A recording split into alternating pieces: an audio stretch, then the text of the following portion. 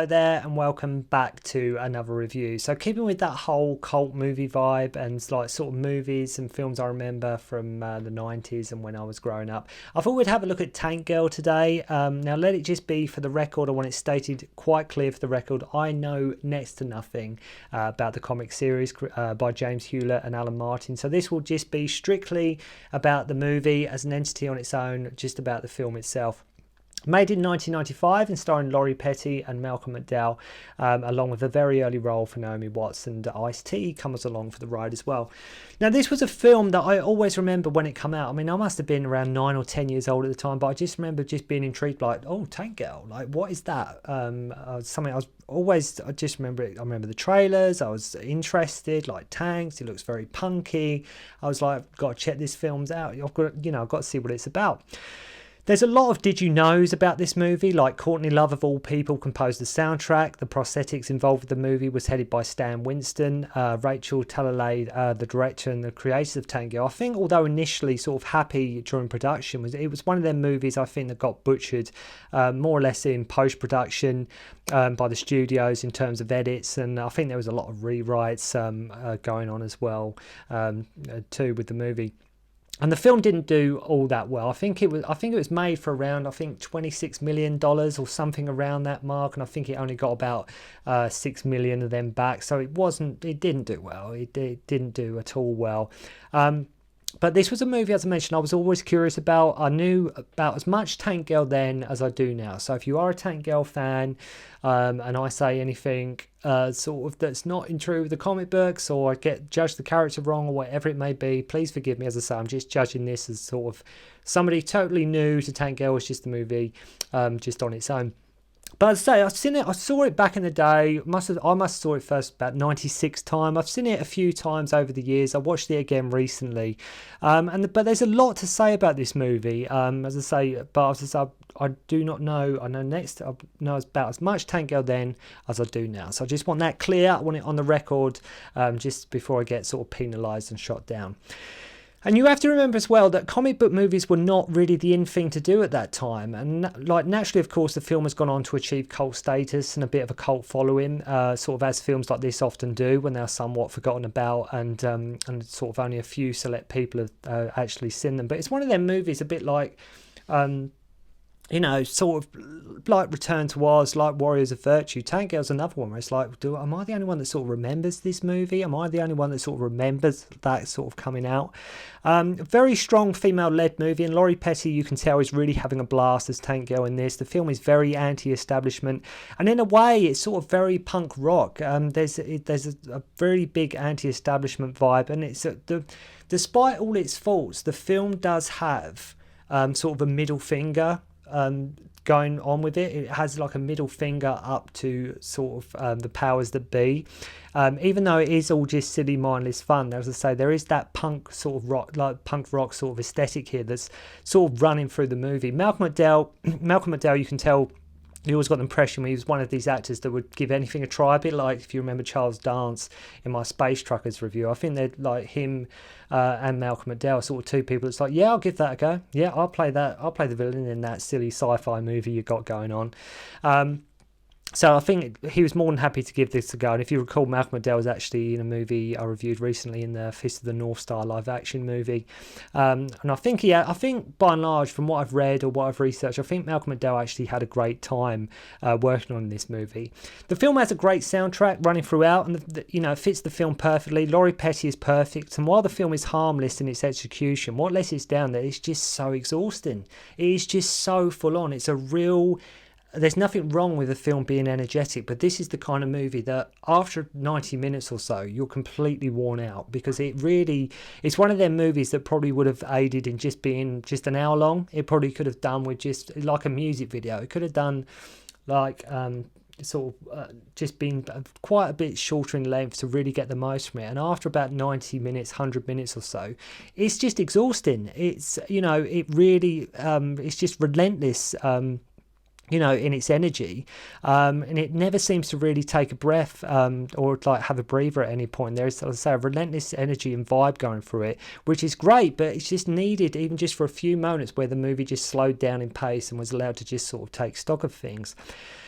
And this is a comic book movie. I mean, make no mistake, even getting comic book clips, we get drawings, we get animated scenes throughout the movie. And like I say, very punk rock, and for being different, unconventional, and against the norm, Tank Girl is worth checking out. I mean, around 95, there was nothing like this coming out. Tank Girl is like an entity unto itself. It's one of them movies, I think, some people don't mind movies, some people like movies. This is one of them movies I think you're either like or not like. It's as simple as that. I think you'll either love it or it'll be a complete waste of your time. But as I say, over the years, I think the film has got quite a strong fan base behind it. The costumes work in this movie. The Rippers from Stan Winston and their makeup look great. The plot is so, unfortunately. And you never really sort of get invested, as the film is so over the top that it's one of them movies that may, like I say, just been better suited for being an hour or so in length. Many have said the film is a bit ahead of its time, which could be true. I can sort of see where they're coming from with that. Also worth noting, McDowell and Petty do have quite good chemistry going on as well, which is something I wasn't expecting when I saw this sort of the first time. And I'm watching it again recently. I've seen it a few times now over the years. But the last thing you expected was for sort of your antagonist and your hero to sort of have chemistry when they're on screen together. And Laurie Petty and Malcolm McDowell do. They really do, like when they're exchanging there together, because she's always got the smart, witty one-liners. She's always got the comeback. And her and Malcolm McDowell really do, like I say, they do interact with each other really good. A lot of people have said the film influenced like many movies that followed, whether intentionally or unintentionally. Films like Mad Max Fury Road, Birds of Prey, even like Hit Girl and Kick-Ass. I think that some people have said that Tank Girl was sort of an inspiration for. There's lots going on with this movie, as I say. Is it perfect? Not at all. But it's loud, it's silly, it's in your face, it's unapologetic, it's punk rock. Laurie Petty's having a blast. To say the film, I don't dislike it. I don't dislike the movie, and it's just one of them films that it is just what it is. It's Tank Girl, It's one of them movies like it's its whole thing going on. Very much like as I say, it's definitely a trippy movie, but it's, as I say, there's definitely a middle finger with this movie. Definitely a punk rock vibe going on. So it's 2033 and a comet has crashed into the Earth, and we learn it's not rained for 11 years. We learn of the Rippers from Tank Girl in this opening monologue. They're like these bloodthirsty creatures and kill people. Water and Power are the bad company and the villains because, well, they control the water and power. That's how they got their name. They're Water and Power. So we meet Tank Girl, sort of lives in this house with her boyfriend and like sort of other people who are sort of young and old. I'm not sure if it's explained how these people and this crew sort of all come together. But they're living in sort of like this house. Malcolm McDowell as Kesley for like Water and Power owns 95% of the desert. Not sure where anybody else in this movie. It just seems to be Tank Girl and just the people she encounters. I'm not sure if there's like others around the world that are still alive or anything like that, or it is literally just Tank Girl. I have no idea. So right away, they let us know Kesley is a madman as he starts smashing things when talking to his men and making one of them walk on broken glass. So if you didn't know already, it's safe to assume that Malcolm McDowell, Kesley's going to be your, he's going to be your villain of the piece. So yeah, he's going to be your villain. So he puts Sergeant Small in charge, played by Don Harvey. So War and Power raid Tank Girl's place in a full-blown Navy SEALs mode as they occupy. They are like sort of where this post where they at. They sort of occupy the last water well or water supply or something like that. No sooner have we met like her boyfriend, she sort of makes him strip, and then we get to sort of know her and him a little bit, and you think, okay, we'll get to know these people that Tank Girl's hanging around with, that she's hanging like where she lives. And no, they basically all get shot to pieces. As I say, no sooner have we met her boyfriend and he just absolutely gets annihilated. So for whatever reason, War and Power take Tank Girl. Not sure why they don't kill her like the rest of the people in the pad. And what happens to everybody else, I have no idea. Only the young girl Sam and Tank Girl survive. So whilst captives, Tank Girl breaks one of the guys' necks as they take her back to their base, and yet they still don't kill her. For whatever reason, they just want to bring Tank Girl in. Why she was not expendable like the others were, again, I have no idea. We meet a very young Naomi Watts here, playing Jet Girl, who is like she's sort of Water and Power sort of engineer, and they put Tank Girl to work, and when they get Tank Girl back, they sort of make her work in these mines. I think it would have been nice, though, at this point in the movie, if they'd have just taken a moment to see Tank Girl sort of grieving and sort of... I know she's sort of a wacky, wild, spontaneous kind of character, and this might be completely out of character for the Tank Girl, persona, but it would have been nice even if there was just like a 20-second bit where you saw Tank Girl sort of reeling from what's happened or sort of grieving or upset, so we could get invested a little bit more, but unfortunately we never get that. And I do love as well with the character, with Laurie Petty, the way she plays it. I do love how she always has a comeback, she always has an answer, and that doesn't get boring. So anybody else, or a lot of people, if they're that character, they've always got a smart aleck reply. It does get a bit tiresome, but Tank Girl does it with that really sort of cheeky wink kind of thing, and she's always got like sort of something filthy to say or whatever it may be, but she's always got a smart comeback. Tank Girl and Jet start to get close after she protects her from Smalls, as he is sort of harassing her, and as a thing for Jet, we see Tank Girl having like a dust shower of all things. So after a while she makes a break for it and finds this random tank. All the while we got like Isaac Hayes' sort of Shaft music playing over the top. As I say, Petty's performance is chaotic, it's wild, and she's really throwing herself in here. Kessley is watching everything. Smalls takes away all of Jet Girl's privileges, so he puts Tank Girl in this like freezer pipe. Again, really no rhyme or reason for him to keep her alive. He just keeps Tank Girl there because whatever reason. I don't know if he just wants to break her down. I have no idea, but they just decided to bring Tank Girl back. Kessley finds out the Rippers have destroyed one of the water and power bases, and he is going to use Tank Girl to find their hideout. Jet Girl at this point is randomly in a jet where she ejects the pilot. Rippers attack the water and power people, and Tank Girl is spared yet again, and she takes the tank. As I say, I'm sort of rushing through it a little bit, but you do get a lot of comic book shots through the movie, which can be a bit distracting, but they do fit in terms with the film and the overall tone. Kessley is injured after the Rippers attack, who we haven't fully seen yet, and look out for James Hong here as the guy offering new limbs. James Hong always crops up, doesn't he? James Hong, more often than not, by and large, a film from the 80s or the 90s, more often than not, James Hong will be in it. So suddenly Tank Girl and Jet are holding up Sub Girl and learn that Sam, the young girl who Tank Girl knows has been put from the start, has been put to work at Liquid Silver, which is a sex club. Tank Girl modifies her tank, which we don't actually see, which is just shown in comic book form. Like, they cut so many corners, like, using the comic book and like sort of the cartoon, but in a way it sort of fits with the film. It sort of like goes with the whole territory of what a comic book movie should be. And again, like I mentioned, comic book movies and things like this, they were not the in thing to do like at the time. It wasn't like the vogue thing, comic book movies, it wasn't the right thing to do. So look out for Iggy Pop's cameo here. We get a whole montage of Tank Girl trying on different outfits and dresses, which again doesn't serve the plot whatsoever. There's if I feels like I'm crashing through scene by scene, it's because that's how the film is. It literally, this happens, then this happens, then this happens. It's a visual sort of assault, this movie. And it's just, like I say, a lot going on. It's chaotic, it's loud, it's vibrant, there's all these things going on, but there's not really a lot to say necessarily about each individual scene, because as soon as it starts, we're on to the next one. She walks in, she finds Sam right away, she makes the owner sing Let's Do It to the audience, and so begins a song and dance number, and the plot at this point has just gone out the window. And this is why, like I mentioned, I'm not dissecting or picking on this film too much, as it's not taking itself seriously throughout. So whilst doing this song and dance, Sam gets taken by water and power again, and why do they need her? So Tank Girl and Jet Girl look for the Rippers, as they need like an army to get her back, and they find their hideout and gives Tank Girl, once they're there, they give Tank Girl and Jet sort of nitrous oxide. So they're sort of out of it at this point. They're sort of tripping their balls off at this point.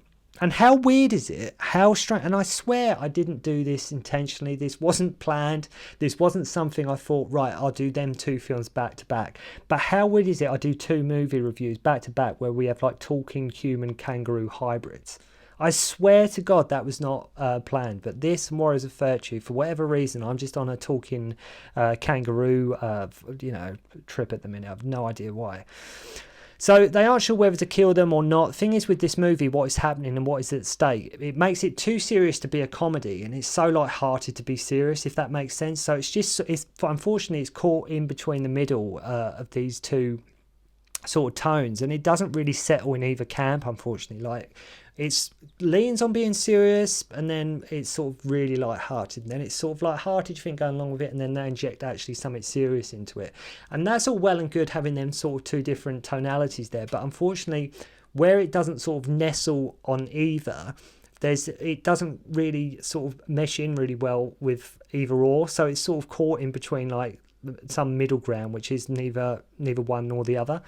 We learn a guy called Johnny Prophet made them, and they were like, the Rippers were like these, they were made using kangaroo and human DNA and meant to be like super soldiers, and they want Tank Girl and Jet to go after this shipment of weapons Water and Power are getting, so they can sort of prove themselves.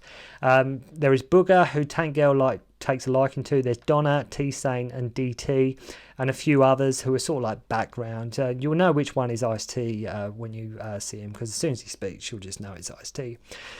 So I'm not sure how Tank Girl's hair and colour changes multiple times between shots too. Like, for 1 minute she's got this colour hair, then it's this colour hair, and that's all well and cool, looks great, but it's like, as soon as the scene changes, right, she's got different hair, but Laurie Petty pulls it off in every scene she's in. So Jet and Tank Girl go in there, and they need to get photographs. They pretend they're shooting the Water and Power calendar. This is how sort of silly the film gets at this point.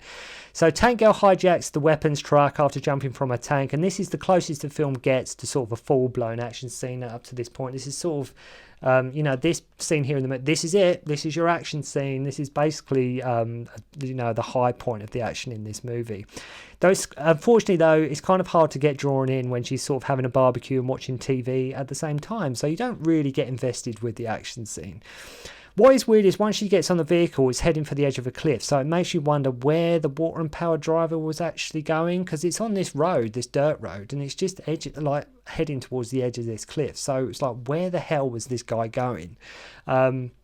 So she detaches the trailer and gets the load back at the Ripper's place. I love DT. He's doing like his poem recital involving like a saxophone as they celebrate having the weapons. Then the Rippers just start dancing as well. And by and large, at this point in the movie, all it is doing is killing time. It's entertaining, great, overall, but at this point, it is just killing time in the movie. So they open the crates and find just dirt and a body of Johnny Prophet. So they have been had.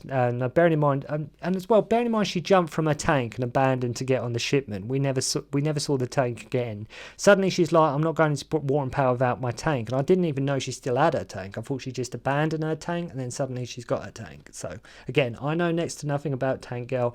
So Jet gets an ID code off another plane somehow. They repaint hers. Tank Girl goes in like sort of parakiting from her tank, nice and subtle. Nothing like a nice sort of under the radar sort of approach when you're going into the enemy base. Kesley's now sort of back to normal, has put Sam down a water pipe. They sneak in basically and sort of DT puts his helmet on, goes like full blown like sort of Predator mode at this point to sort of take out the generator. And the whole ending, unfortunately, when I talk about that, the truck sequence as being like the best sort of action scene in the movie, the whole ending does feel very rushed and squeezed in. He ends up dying. We learn that Kesley bugged Tank Girl with microphones and now has a metal arm, to which that is the only place Tank Girl shoots him, not his feet. Then the twist is we learn he is a hologram. Well, his head is anyway. And after beating Kesley in a showdown, the Ripper's taken out the henchmen. Her tank crashes through, which she can now like talk to as well, and it responds to her. Again, I've never read the comics, so please forgive me if that does happen in the comics. I don't know. So rather than run out of the way, Kesley just lets her fire beer cans at him. Then she hits a bucket of water over his head, which lands on him and causes him to sort of malfunction, basically, because the whole villain at this point is just a hologram. Tank Girl saves Sam. Jet shoots Small. Tank Girl and Booger have a kiss. Then the film just ends with this animated sequence. And I think originally it was going to start raining, but that ending sort of wasn't well received. I think it was like made, again, talking about tonal shifts, it might have been a bit too serious, a bit too dramatic, so they went with sort of an animated ending. But it's worth watching for Laurie Petty, who, like I mentioned, it really does carry the film. It's really having a blast here. It's a great soundtrack, and it's a very unconventional movie, especially for the time when movies like this, I say, they were not the in thing to do. And it's one of them movies you may watch, not think too much of, and then sort of months go by and you actually think, I wouldn't actually mind watching Tank Girl again. Did I actually like that? And it's worth watching just for the attitude it has. But you definitely get the impression the studio was sort of restricting the filmmakers and putting limits on certain things here and there, which is a shame. But go and check out Tank Girl. Let me know what you think. Do you like it? Is it a waste of time? But check out it for check it out for its punk rock attitude. And as I say, it's definitely got a middle finger going on throughout. So thank you very much indeed for watching. Hope you enjoyed the review, and I'll see you again soon. Don't concentrate on the finger or you will miss all that heavenly glory.